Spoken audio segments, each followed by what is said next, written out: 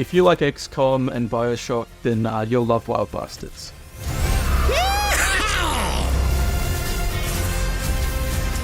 There's a metagame, this strategic metagame around the shooting, which has nothing to do with shooting. So Wild Bastards, perhaps foolishly, has 2 levels above the shooting, whereas this one's got traveling through space, so choosing what planet you're going to go to get what the things you need is a choice, and you do some travel. Then once you're on the planet, there's a map of the planet, and you move around on the planet, like avoiding posses and you know, there's some random encounters, but there's encounters that you can move around. So movement on the planet is a big part of the strategy, and using abilities that might relate to that. And you can split them up. For example, you might have, if you've got 4 outlaws, you can split them into 2 teams of 2 and move them around at different rates on the map. So the difference between Wild Bastards and Void Bastards, though, is really that Void Bastards is very much about staying alive for as long as you can and weathering the horrible nebula that you're in. Whereas Wild Bastards is more about getting to a goal, and what's the best way for me to get to that goal along this path and that path, and then have the shootout. So some planets might only have nighttime, or some planets have like a 4-turn daylight and a 2-turn night, and some of them, you know, it's different. How the enemies behave in the dark is different to how they appear in the daytime. Everything on the planet and outside of the planet is part of the strategy leading up to the showdown. What you're trying to do in a showdown is kill the enemies, but what's beyond the showdown will unlock a path, and that's what you're thinking about and strategically. Yeah, there's quite a lot.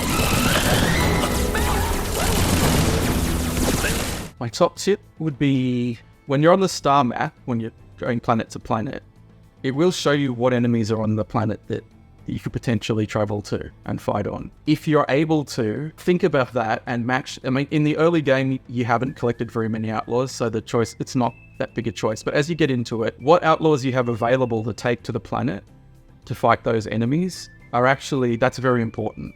So if it's a planet that's got lots of swarming enemies and no single heavy, tough enemies, then some of the characters who are good at killing one enemy at a time would be a poor choice for that planet. It doesn't mean you can't do it, but you're going to have a rougher time, and you're going to have an easier time if you take sort of more crowd control characters to that planet. As you encounter enemies, we've got a bestiary sort of index of them in the game, which you can check. So if you can't remember what an enemy does, you can go check that, and it's not an obvious resource, but it's actually a very, very it's a very helpful resource. Match your outlaws to the opposition, and then you'll have an easier time.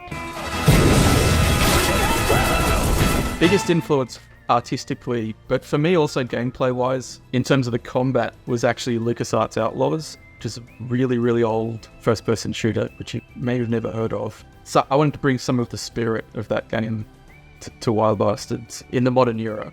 It's basically a very old LucasArts first person shooter, spaghetti western, with like an animation feel around it, but because it was from early 90s, it's pretty crunchy looking, so we can do a lot more. We can bring a lot more to the graphics than they have the ability to do in Outlaws. The goal was we wanted them to be really weird, so that makes it easier on yourself in the first place. It's a weird space cowboy, and the weirder the better, because they need to be very distinct and memorable from each other.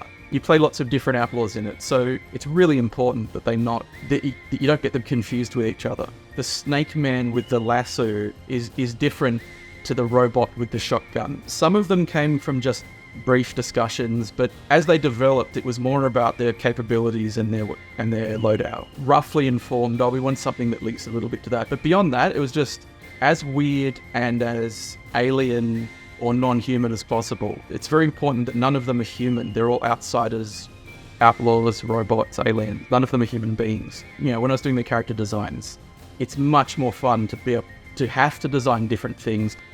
Wild Bastards is out now on all current consoles and PC. Go and play it.